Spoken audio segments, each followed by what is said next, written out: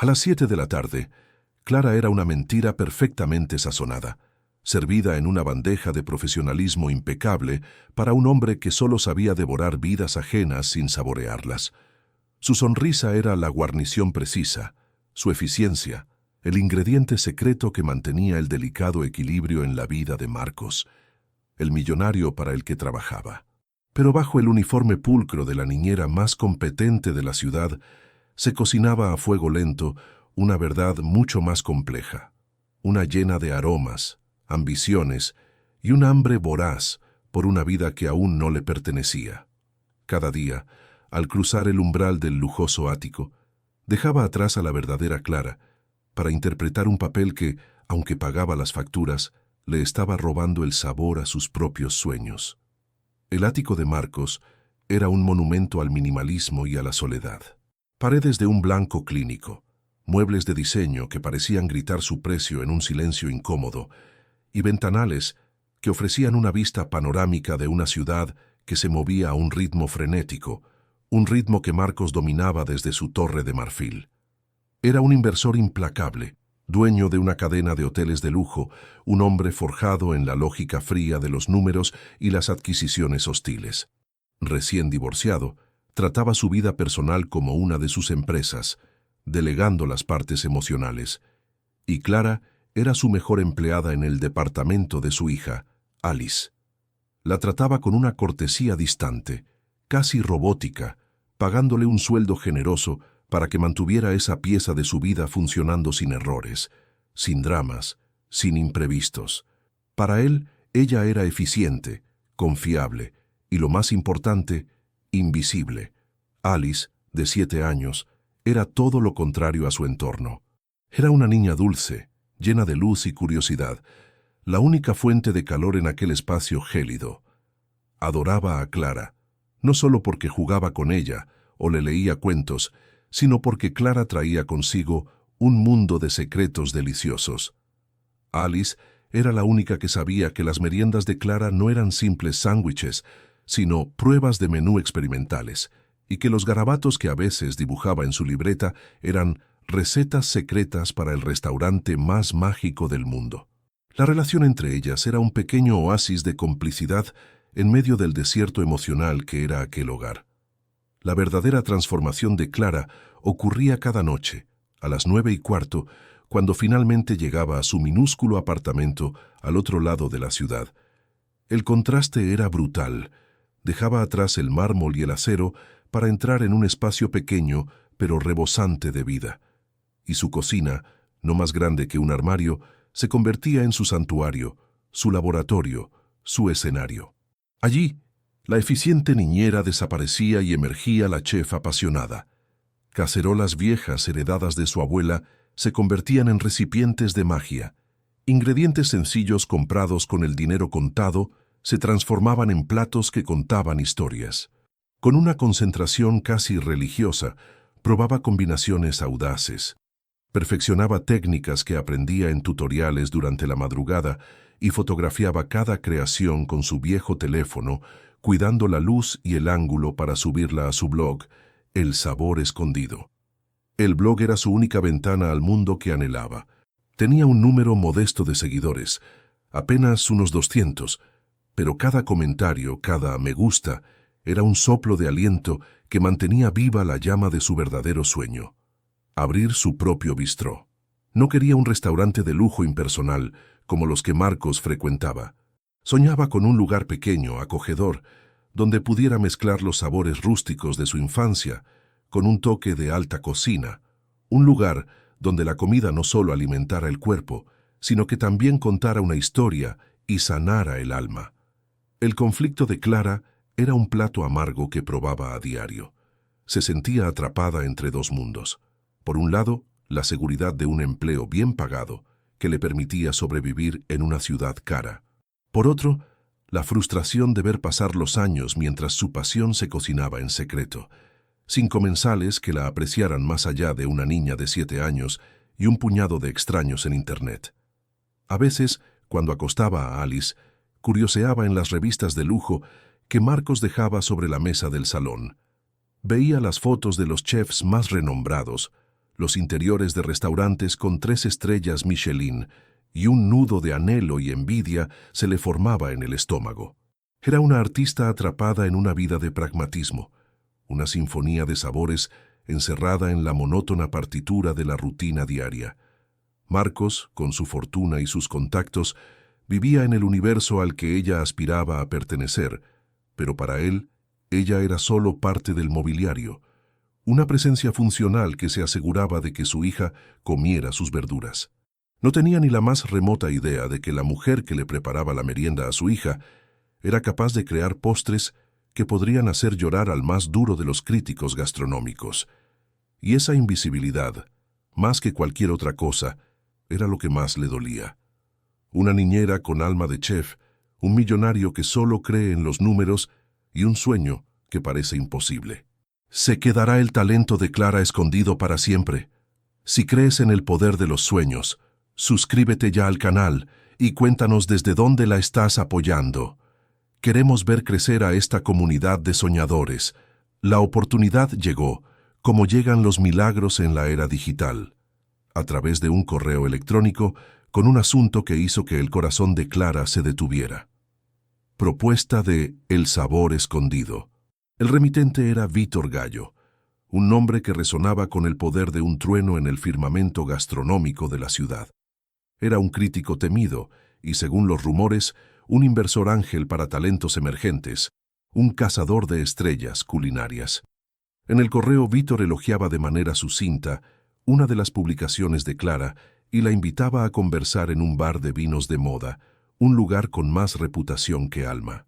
Para Clara, leer esas líneas fue como ver una puerta dorada abrirse en medio de la pared monótona de su rutina. Por primera vez en años, su sueño no parecía una fantasía lejana, sino un destino tangible, al alcance de su mano. La esperanza, un ingrediente que había estado usando con moderación, de repente inundó su sistema, embriagadora y potente. Dedicó los siguientes 3 días a una preparación casi febril, un ritual obsesivo para crear la ofrenda perfecta. No sería un menú completo, sino un único bocado, una sola pieza que debía encapsular toda su filosofía, su historia y su ambición. Decidió crear un canapé que era un homenaje a su abuela, una base de pan de maíz rústico, tostado a la perfección, sobre la cual descansaba una emulsión de aguacate y cilantro, y coronado con un camarón marinado en una mezcla secreta de chiles y cítricos, cocido a baja temperatura. Era un equilibrio audaz entre lo humilde y lo sofisticado, entre la tierra y el mar, entre el recuerdo y la innovación. Cada elemento fue seleccionado con un cuidado reverencial, cada paso ejecutado con la precisión de un cirujano. Aquel pequeño bocado no era solo comida, era su alma en un plato, su tesis doctoral sobre el sabor, su carta de presentación al mundo que ansiaba conquistar. La noche del encuentro, Clara se vistió con un vestido sencillo pero elegante, sintiendo que cada fibra de su ser vibraba con una mezcla de nerviosismo y euforia. Entró en el Vino Divino, un local de atmósfera pretenciosa, lleno de gente que hablaba en susurros importantes sobre arte y finanzas. El ambiente la hizo sentir como una impostora, pero se aferró a la pequeña y elegante caja que contenía su creación, su amuleto. Víctor ya estaba en una mesa, un hombre con una sonrisa afilada y unos ojos que parecían tasarlo todo. Al principio fue encantador. La escuchó con una atención fingida, mientras ella, con la voz temblorosa por la emoción, le describía su visión para el bistró, la importancia de los ingredientes locales, la experiencia sensorial que quería ofrecer. Entonces llegó el momento crucial. Con manos temblorosas, abrió la caja y le presentó su creación. Víctor la observó con la condescendencia de un rey mirando un tributo campesino. Tomó el canapé, lo olisqueó brevemente y se lo llevó a la boca. Masticó una vez, 2 veces, con una expresión indescifrable. Clara contuvo la respiración, esperando un veredicto que podría cambiar su vida. El silencio se extendió por lo que pareció una eternidad. Finalmente, Víctor dejó escapar una risa seca, un sonido despectivo que cortó el aire. «Querida, esto es adorable», dijo, elevando la voz lo suficiente para que las mesas cercanas pudieran oír. El veneno estaba en la pausa, en la elección de esa palabra diminutiva y condescendiente. Una pequeña fantasía rústica, pero el mundo real, el de la alta cocina, es una bestia muy diferente. No necesita más blogueras soñadoras con recetas de la abuela. Cada palabra era un golpe. Tu técnica es rudimentaria, tu paladar, ingenuo. Vuelve a cuidar niños. Al menos eso, supongo, debes saber hacerlo bien. Porque el mundo de la gastronomía, créeme, te engulliría viva sin siquiera masticar. La afrenta pública fue total. La gente de las mesas contiguas la miraba con una mezcla de lástima y morbo. La sangre huyó del rostro de Clara, dejándola pálida y helada, como si toda la calidez de su sueño se hubiera extinguido de golpe. Sin que ella lo supiera, a 2 mesas de distancia, oculto en la penumbra de un rincón discreto, Marcos estaba cerrando un trato. Había reconocido a Clara al entrar, una anomalía en su entorno habitual, pero no le había prestado mayor atención. Sin embargo, la voz elevada y arrogante de Vítor captó su interés. Él conocía a Vítor Gallo, era un parásito del sector, un hombre que construía su reputación sobre las ruinas de los sueños de otros. Al principio, Marcos observó con la distancia de un espectador, pero entonces vio algo que lo sacudió. Vio la pasión pura en el rostro de Clara mientras describía sus ideas, la misma llama que él mismo había tenido 20 años atrás, antes de que el cinismo y los negocios la reemplazaran. Y luego vio la crueldad calculada de Vítor al apagar esa llama con un soplido de desprecio. La percepción de Marcos cambió en ese instante. No vio a su empleada, a la niñera eficiente. Vio a una luchadora siendo emboscada. Su mente analítica de inversor evaluó la escena no en términos emocionales, sino estratégicos. Vítor no estaba ofreciendo una crítica constructiva, estaba ejecutando una eliminación preventiva de una posible competencia, por pequeña que fuera. Y la reacción de Clara, ella no lloró, no gritó.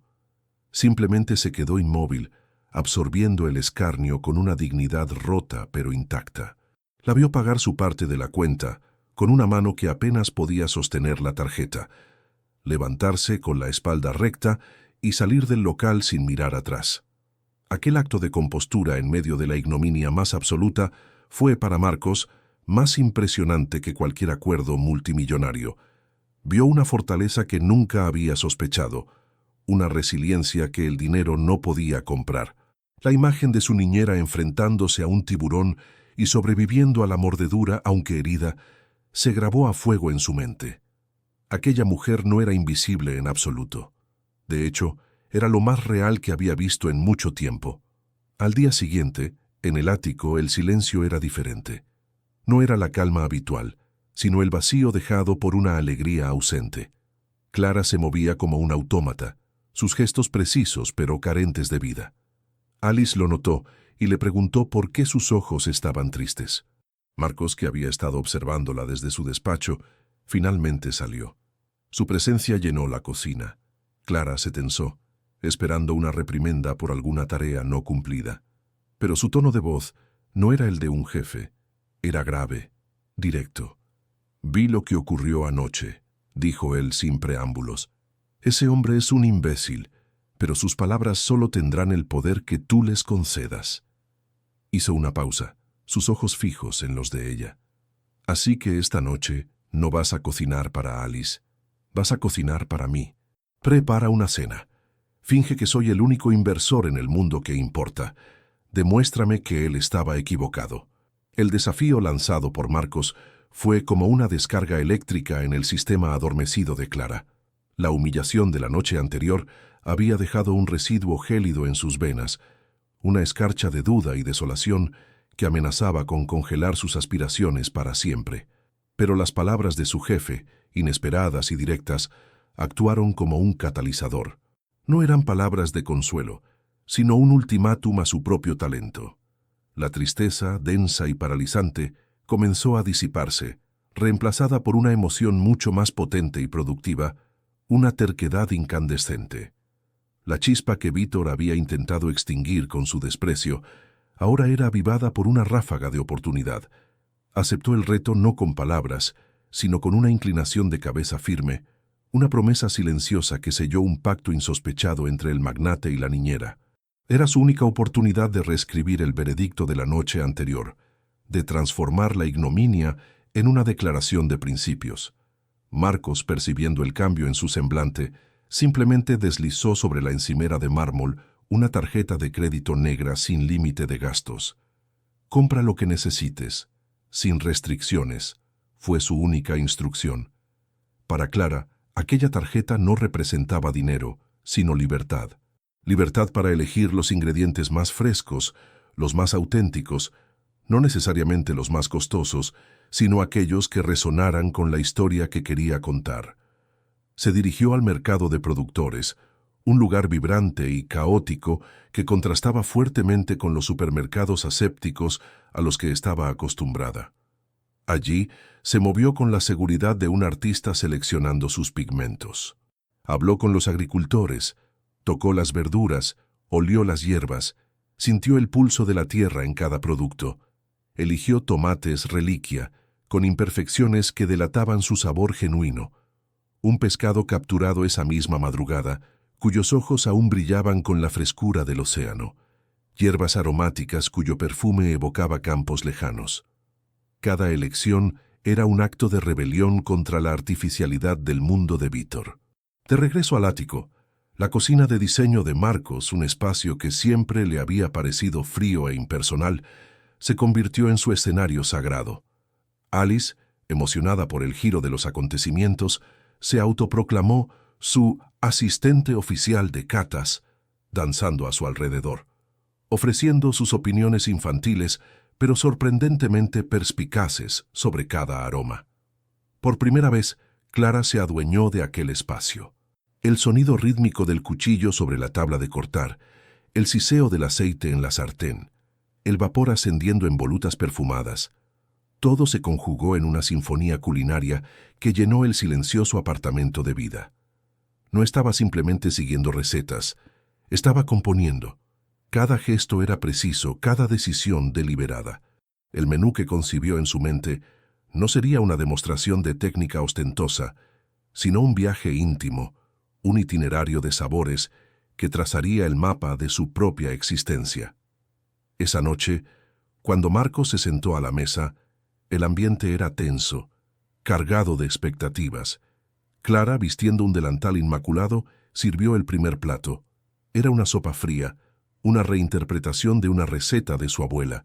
En lugar de una simple crema, había creado una emulsión aterciopelada de pepino y menta, con una isla central de yogur de cabra y perlas de aceite de oliva virgen extra. Era refrescante, complejo y, sobre todo, evocador. Marcos, acostumbrado a los sabores calculados de los restaurantes de lujo, probó la primera cucharada y su expresión, habitualmente una máscara de control pragmático, vaciló. El segundo plato fue el pescado, sellado a la perfección, con una piel crujiente que contrastaba con una carne jugosa y delicada. Descansaba sobre un lecho de puré de guisantes dulces y estaba acompañado por espárragos silvestres salteados. El sabor era limpio, directo, un homenaje a la pureza del producto, una bofetada a la cocina pretenciosa que enmascara la materia prima. Con cada plato, Clara no solo servía comida, desvelaba una parte de sí misma. El tercer plato, unas carrilleras de ternera cocinadas durante 12 horas, tan tiernas que se deshacían con la mirada, hablaban de paciencia y dedicación. La salsa, rica y profunda, contaba historias de fuegos lentos y tradiciones familiares. El clímax llegó con el postre, la pieza final de su manifiesto culinario. Era una esfera de chocolate oscuro y brillante. Con una pequeña jarra, Clara vertió sobre ella un coulis de frutos rojos caliente. La esfera se derritió lentamente, revelando un corazón de mousse de maracuyá y un bizcocho de almendras. Era teatro, era sorpresa. Era la materialización de un sueño rompiendo su cascarón. Era audaz, inesperado y absolutamente delicioso. Durante toda la cena, Marcos permaneció en un silencio casi reverencial. Él, un hombre que había cenado en los establecimientos más laureados del planeta, desde París hasta Tokio, estaba experimentando algo nuevo. La comida de Clara no era simplemente técnicamente impecable. Poseía algo que el dinero raramente podía comprar: alma. Cada bocado tenía una narrativa, una resonancia emocional que trascendía el simple acto de comer. Reconoció en su cocina la misma audacia y visión que él aplicaba en sus negocios, pero despojada de cinismo y alimentada por una pasión pura. En ese momento, comprendió la magnitud del error de Vítor. No había humillado a una aficionada, había atacado a una artista genuina. Y en la mente calculadora de Marcos, el arte genuino combinado con una ética de trabajo implacable era el activo más valioso y rentable que existía. Vio el potencial de una marca, la autenticidad de una historia, los cimientos de un imperio culinario. Vio, sin lugar a dudas, una inversión segura. Cuando Clara retiró el último plato, sus manos temblaban ligeramente, agotada por el esfuerzo físico y emocional. Esperaba un cumplido, una palabra de aprobación. En cambio, Marcos se levantó de la mesa sin decir nada. Caminó con paso decidido hacia su estudio y regresó momentos después con una carpeta de cuero negro. La depositó sobre la mesa con un sonido seco y definitivo. «Estaba equivocado contigo», dijo él, su voz desprovista de emoción pero cargada de una nueva clase de respeto. «Tú no eres una niñera a la que le gusta cocinar. Eres una chef de talla mundial que trabaja como niñera». La miró directamente a los ojos. «Y eso se acaba esta noche. Dentro de esta carpeta está el borrador de un plan de negocio para tu bistró. Yo seré tu socio. Nuestro primer objetivo, dejar a Vítor Gallo y a sus críticas irrelevantes en el pasado».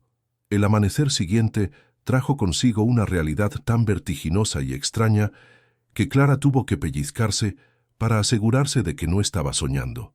La carpeta de cuero negro sobre la mesa de su pequeña cocina era la única prueba tangible de que la noche anterior no había sido una alucinación inducida por el agotamiento. Se despidió formalmente de su puesto como niñera de Alice, una transición agridulce marcada por los abrazos de la niña, quien le hizo prometer que seguiría siendo su probador oficial de postres. Acto seguido, fue contratada por Marcos no como empleada, sino como socia fundadora y chef ejecutiva de su propio proyecto gastronómico. El cambio de estatus fue sísmico.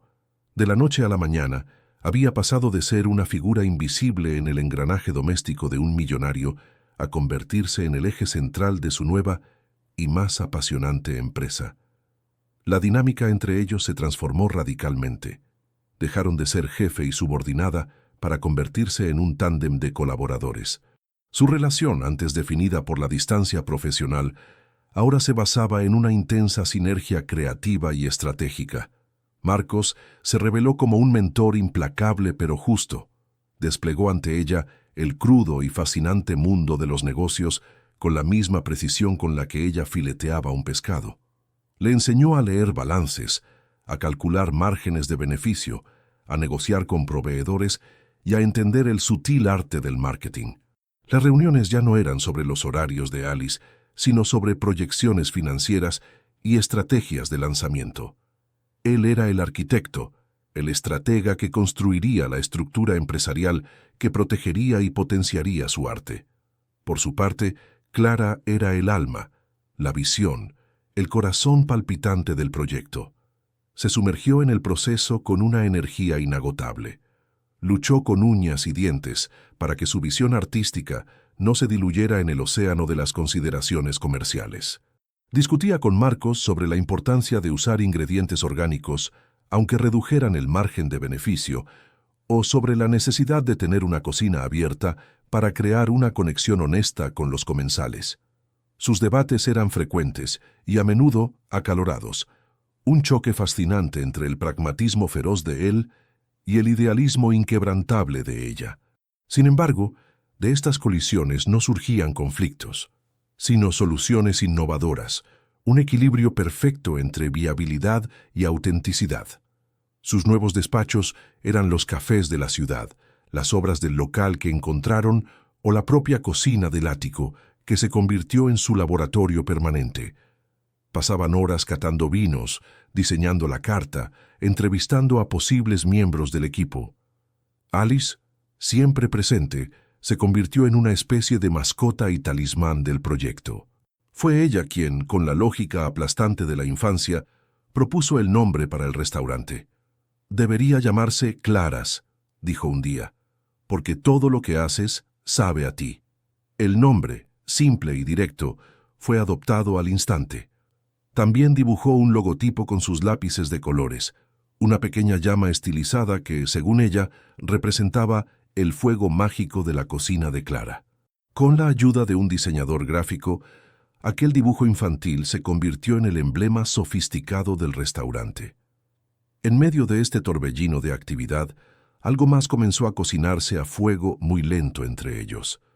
La admiración profesional mutua empezó a teñirse de matices más personales. Marcos, que había construido murallas alrededor de su vida emocional tras su divorcio, se encontraba desarmado ante la pasión y la integridad de Clara. La observaba trabajar con las manos manchadas de harina y una concentración absoluta, y veía en ella una autenticidad que le faltaba a su propio mundo, un mundo lleno de transacciones y relaciones calculadas. Clara, por su parte, comenzó a descubrir al hombre que se escondía detrás del magnate implacable. Vio su mente brillante en acción, pero también atisbó momentos de vulnerabilidad, un humor seco y una inesperada capacidad para escuchar. Esta nueva química crepitaba en el aire, una tensión sutil pero innegable que ninguno de los dos se atrevía a nombrar. Se manifestaba en miradas que se sostenían un segundo más de lo necesario, en la forma en que sus manos se rozaban accidentalmente sobre un plano arquitectónico, o en las conversaciones que se extendían hasta altas horas de la noche, mucho después de que los temas de negocio se hubieran agotado. Ambos eran conscientes de ello, pero el vértigo del proyecto era una excusa perfecta para no enfrentarlo. Estaban construyendo un sueño juntos, y esa era una intimidad tan profunda que explorar cualquier otra parecía, por el momento, un riesgo innecesario. Su sociedad era un ecosistema delicado y potente, y ninguno quería hacer un movimiento en falso que pudiera desequilibrarlo. El restaurante, Claras, tomó forma en un antiguo edificio de ladrillo visto en un barrio bohemio de la ciudad. El diseño interior, supervisado por ambos, reflejaba su filosofía: elegante pero sin pretensiones, cálido, acogedor, con una cocina abierta que era el corazón latente del local. La noticia de la apertura, respaldada por la formidable maquinaria de relaciones públicas de Marcos, comenzó a generar un murmullo de expectación en el circuito gastronómico. El relato de una niñera convertida en chef por un millonario era una carnada irresistible para la prensa. Sin embargo, esta notoriedad también llegó a oídos de Vítor Gallo, el crítico cuya reputación se basaba en su capacidad para hacer y deshacer carreras. No podía tolerar que su víctima no solo hubiera sobrevivido, sino que estuviera a punto de eclipsarlo.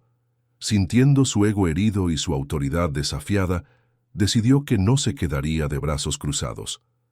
Afiló su pluma no para una crítica, sino para una ejecución pública. Una semana antes de la gran inauguración, publicó en su influyente columna un artículo venenoso y personal.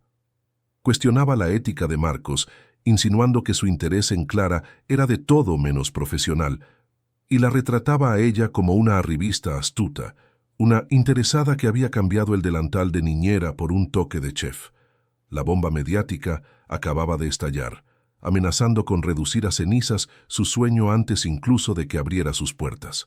El artículo de Vítor Gallo cayó como una bomba incendiaria en el meticulosamente construido mundo de Clara. Las palabras, impresas en tinta negra pero cargadas de un veneno personal, se esparcieron con la velocidad de un reguero de pólvora a través de los medios digitales y las redes sociales. La narrativa que Vítor había tejido era maliciosa y brillante en su simpleza. Reducía el talento de Clara a una mera transacción, su sueño a un acto de oportunismo.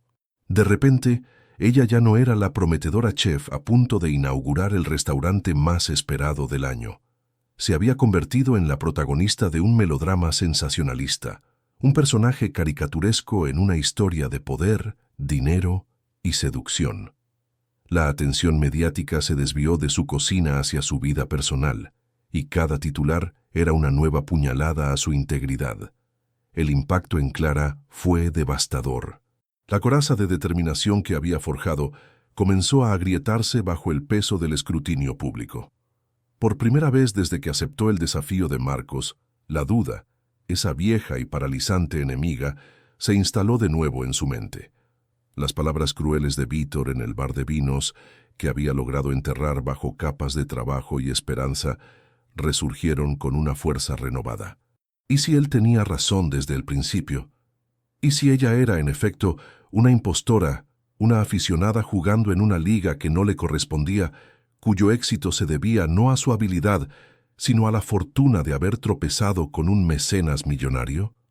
Esta insidiosa semilla de inseguridad comenzó a germinar, proyectando una sombra oscura sobre cada plato que intentaba crear, haciendo que sus manos, antes seguras y firmes, ahora dudaran al sostener un cuchillo. La presión en la cocina, a pocos días de la inauguración, se volvió asfixiante. El equipo que habían contratado, jóvenes chefs y camareros llenos de entusiasmo, ahora la miraban con una mezcla de curiosidad y escepticismo. El ambiente vibrante y colaborativo que habían creado se enrareció, cargado de susurros y miradas furtivas. Clara sentía sus juicios silenciosos en cada rincón, y el santuario que era su cocina comenzaba a parecerse a una jaula de cristal. La reacción de Marcos fue volcánica. Su instinto de tiburón de los negocios se apoderó de él, y su primer impulso fue aniquilar a Vítor. Convocó a su ejército de abogados, dispuesto a desatar una guerra legal que no solo silenciaría al crítico, sino que desmantelaría su carrera pieza por pieza. Quería demandarlo por difamación, auditar sus finanzas, exponer cada uno de sus trapos sucios. Era su modus operandi, la aniquilación total del adversario. Sin embargo, cuando le presentó su plan de ataque a Clara, ella lo detuvo. Con una calma que sorprendió al propio Marcos, ella negó con la cabeza. «No, Marcos», dijo, su voz apenas un susurro, pero cargada de una nueva resolución. «Si hacemos eso, confirmaremos su historia. Seremos el millonario poderoso y su protegida aplastando a un periodista.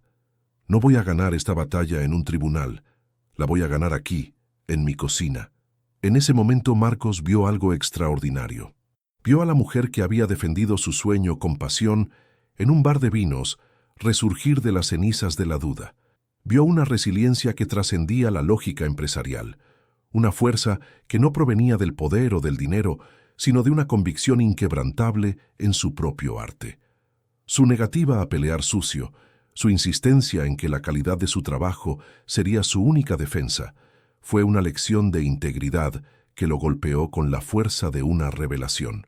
En ese instante, la atracción latente que sentía por ella se cristalizó en un sentimiento mucho más profundo, una admiración reverencial. Se dio cuenta de que no solo quería ser su socio, quería protegerla, pero también entendió que la mejor manera de hacerlo era confiar en su fuerza y dejarla pelear su propia batalla. La noche de la inauguración llegó, envuelta en una atmósfera eléctrica. El restaurante estaba abarrotado. Cada mesa estaba ocupada por la élite de la ciudad. Críticos gastronómicos, periodistas, influencers y empresarios. Todos habían acudido no solo por la promesa de una nueva experiencia culinaria, sino por el morbo del escándalo. Buscaban drama, y el plato principal de la noche parecía ser la propia Clara. En una mesa central, estratégicamente ubicada para no perderse detalle, se sentaba Vítor Gallo con una sonrisa de superioridad felina, saboreando su victoria anticipada. Estaba allí como un verdugo que asiste a su propia ejecución, listo para redactar el obituario de la carrera de Clara. Justo antes de que las puertas se abrieran al público, con el zumbido de la tensión llenando la cocina, Marcos reunió a todo el equipo. El personal, visiblemente nervioso, lo miró esperando instrucciones. Pero Marcos no habló de logística ni de ventas. Sus ojos encontraron los de Clara a través de la sala. «Escuchen», comenzó, su voz resonando con una autoridad tranquila. «Ahí fuera hay gente que ha venido por las razones equivocadas. Han venido a ver un circo, a buscar una historia para alimentar el cotilleo de mañana. Hizo una pausa y su mirada se suavizó al posarse de nuevo en Clara. Pero se van a equivocar, porque esta noche no se trata de rumores ni de escándalos. Se trata de pasión, de trabajo duro y de un talento excepcional. Olvídense del ruido. Confíen en su chef. Han venido por la polémica, pero se quedarán por el arte. Sus palabras, un voto de confianza público e incondicional, fueron como un bálsamo para el espíritu herido de Clara y un grito de guerra para el equipo. El servicio comenzó con una precisión casi militar. Los primeros platos salieron de la cocina y un murmullo de aprobación comenzó a extenderse por el comedor. Pero justo cuando la confianza empezaba a consolidarse, sobrevino el desastre. Mientras preparaban el plato estrella de la noche, un sofisticado plato de cordero que requería una cocción precisa, el horno principal, una pieza de tecnología punta recién instalada, se apagó de repente. Un chispazo, un olor a quemado y luego, el silencio. Uno de los cocineros intentó reiniciarlo, pero fue inútil. El panel digital estaba muerto. Un acto de sabotaje, tan sutil como devastador, era la única explicación plausible. El pánico comenzó a serpentear por la línea de cocina. Sin el horno, el plato principal, el corazón del menú, no podía completarse. La noticia corrió como la pólvora hasta el comedor, y Vítor, informado por un contacto, apenas pudo contener una sonrisa triunfal. Sacó su teléfono y comenzó a teclear. La carrera de Clara estaba a punto de terminar antes de haber despegado. El silencio que siguió a la avería del horno fue denso y pesado, un vacío sonoro donde antes bullía la energía de la cocina. Durante una fracción de segundo, el pánico amenazó con desatar el caos. Las miradas de su joven equipo se clavaron en Clara, buscando una señal, una orden, una salida al callejón sin salida en el que se encontraban. En sus ojos vio el reflejo de su propio miedo. Podía rendirse, aceptar la derrota, dar a Vítor Gallo la victoria que tan meticulosamente había orquestado. Pero entonces algo se encendió en su interior, una llama de pura rebeldía forjada en la humillación de aquel bar de vinos y templada en las semanas de trabajo incansable. Este no era solo su restaurante, era su declaración de independencia, y no iba a permitir que se silenciara con un cable cortado. Con una serenidad que parecía imposible en medio de la crisis, Clara levantó la vista, y su voz resonó en la cocina con una claridad que cortó la tensión. «Plan B», anunció, sus palabras tan afiladas y precisas como el filo de su mejor cuchillo. No había un plan B, lo estaba inventando en ese mismo instante, su mente trabajando a una velocidad vertiginosa, evaluando cada ingrediente, cada pieza de equipo que aún funcionaba, cada habilidad de los cocineros a su cargo. Se movió con la gracia de una directora de orquesta, improvisando una sinfonía en medio de un apagón. «Tú», dijo señalando a un ayudante, «enciende todas las planchas, fuego al máximo. Tú necesito que deshueses el cordero, cortes perfectos, lo más rápido que puedas. Y tú», dirigiéndose a su sous-chef, «prepara una marinada con las hierbas que nos quedan y el coñac. Vamos a sellar, no a asar». Lo que siguió fue un ballet de creatividad bajo presión. Clara transformó el desastre en una oportunidad para demostrar su verdadero calibre. El cordero, que debía ser un asado lento y tierno, fue deconstruido. Los medallones, sellados a la perfección en las planchas al rojo vivo, adquirieron una costra caramelizada y un interior rosado y jugoso. La salsa, que dependía de los jugos del asado, fue reinventada sobre la marcha, creando una reducción intensa a base de vino tinto, caldo de huesos y un toque ahumado que consiguió de unas hierbas quemadas al soplete. Los acompañamientos fueron adaptados con la misma audacia. Transformó un meticuloso gratén de patatas en unas delicadas tortitas crujientes. Era arriesgado, era improvisado, pero era genial. Estaba convirtiendo un acto de sabotaje en una demostración de virtuosismo. En el comedor, la larga espera había hecho que los comensales comenzaran a impacientarse. Los rumores de un problema técnico circulaban, y la sonrisa de Vítor se ensanchaba con cada minuto que pasaba. Cuando finalmente los camareros emergieron de la cocina, La expectación era máxima. El plato que llegó a las mesas no era el que figuraba en el menú. Era algo completamente nuevo, nacido del caos y la necesidad. La presentación era impecable y el aroma que se desprendía de él era complejo y seductor. El primer bocado silenció a los escépticos. El cordero era sublime, la salsa una explosión de sabor. Era una obra maestra imprevista, un acto de brillantez culinaria que superaba con creces la promesa original del menú.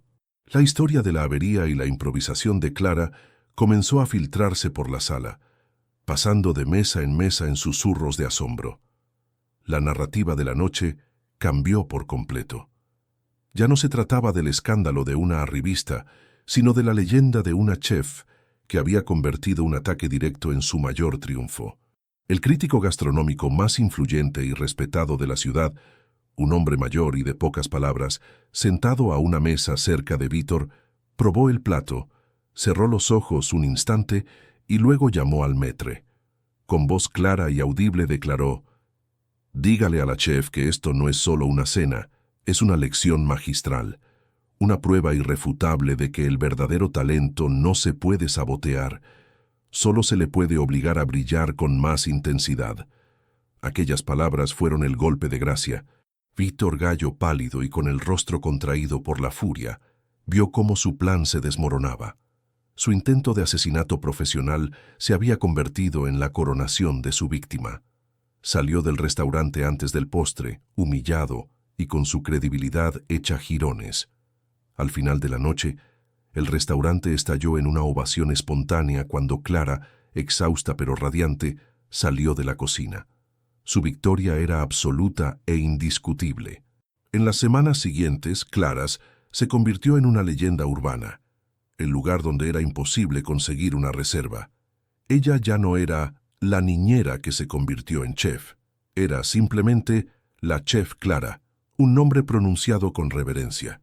Había ganado no solo el respeto del mundo culinario, sino, lo que era más importante, el respeto por sí misma. Una noche, mucho después de que el último cliente se hubiera marchado, Marcos la encontró en la cocina vacía, limpiando meticulosamente una encimera, un gesto que la anclaba a la realidad. Se acercó a ella en silencio, la atmósfera cargada con todo lo que habían vivido juntos. «Te dije que cambiaría tu vida», comenzó él, su voz más suave de lo habitual. «Pero la verdad es que tú hiciste mucho más. Le devolviste el sabor a la mía». No hubo más necesidad de ocultar la corriente eléctrica que fluía entre ellos. Dejó a un lado la sociedad y el negocio, y la vio simplemente como la mujer extraordinaria que era. «Clara», comenzó, pero ella lo detuvo, colocando un dedo sobre sus labios. «Lo sé», susurró ella. Y en ese momento, en la quietud de la cocina que simbolizaba su triunfo, se besaron. No fue un beso de pasión arrebatada, sino uno de reconocimiento profundo, de gratitud y de un comienzo largamente esperado. La escena final no transcurre en el ajetreo del restaurante galardonado. Meses después, en un domingo soleado, encontramos a los tres, Clara, Marcos y una feliz Alice, en la cocina del ático, no por trabajo, sino por puro placer. Están preparando pasta fresca, riendo, manchándose de harina. Ya no son un jefe, una chef y una niña. Son una familia imperfecta pero real, unida no por la sangre, sino por la adversidad superada y la fe mutua. La historia termina con ellos sentados a la mesa, compartiendo una comida sencilla pero llena de significado. Un nuevo capítulo en sus vidas que demuestra que, a veces, la peor noche de tu vida es solo el aperitivo para el festín que está por venir.